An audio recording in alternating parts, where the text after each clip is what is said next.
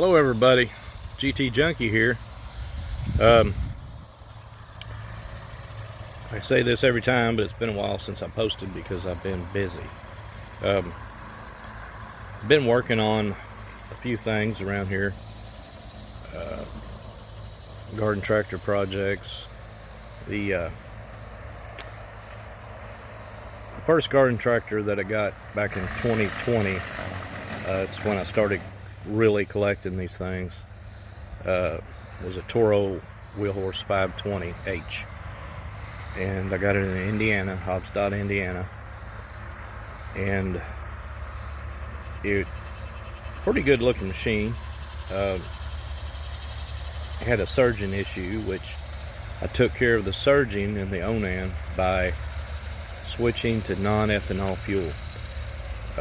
I would advise anybody to use non-ethanol fuel in their small engines if they can find it, because it really saves on the carburetors. It keeps the moisture out a lot. The fuel doesn't deteriorate near as fast, and ethanol will deteriorate the rubber hoses and it gums up carburetor. It's just really bad. So I stopped it just by switching to non-ethanol fuel. It quit surging, so that was a good thing. What I've been doing to that tractor, the stator on these things behind the flywheel, they'll go out, and what happens when they start to go out typically is you'll start it, it'll run fine for a few minutes till it warms up, and then it'll die. And that's exactly what happened to this one. I bought the parts from Onan, or from Cummins, which owns Onan now, and they cost me, I don't know, roughly $150. But you have to remove the flywheel, take all this cover off. I didn't film the process. I should have. Just about tripped on the jack. But anyway, sorry about camera movements there. You have to take this whole shield off here. Start by taking the air breather off.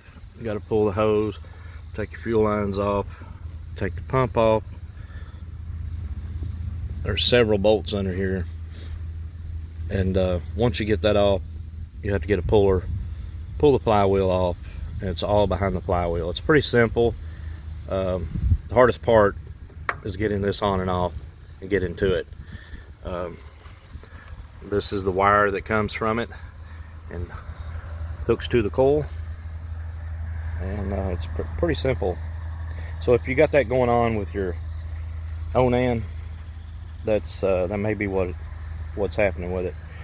Other thing I've been doing is trying to replace tires. I bought 2 new tires. I've been putting those on, getting them mounted. But what I run into on this side, what I run into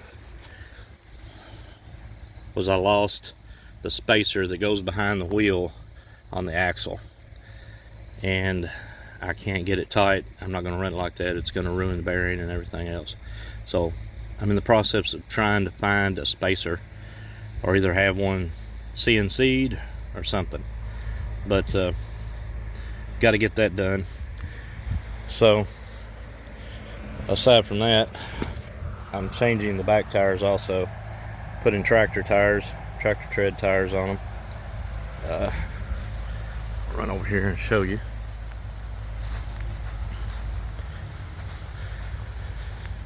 My front yard looks like a junkyard now. My son's got stuff out here, I've got stuff out here.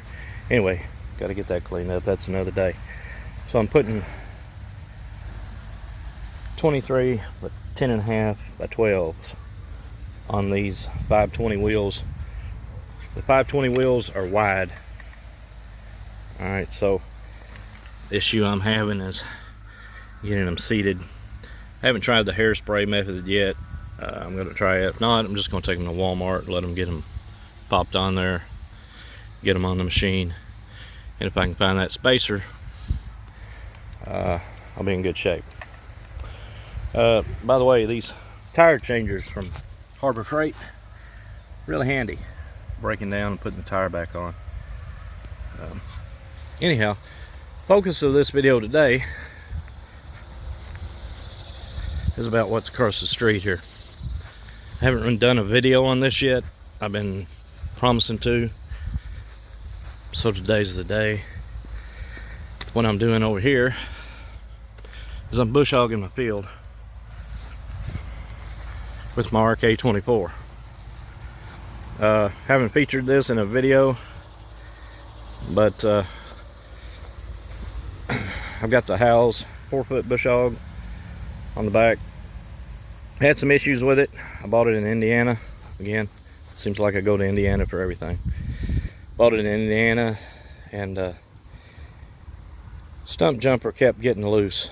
So I finally took it to someone. They did some finagling. I took it to a machine shop. They did some work on it, put a new seal in the gearbox, and got it going for me.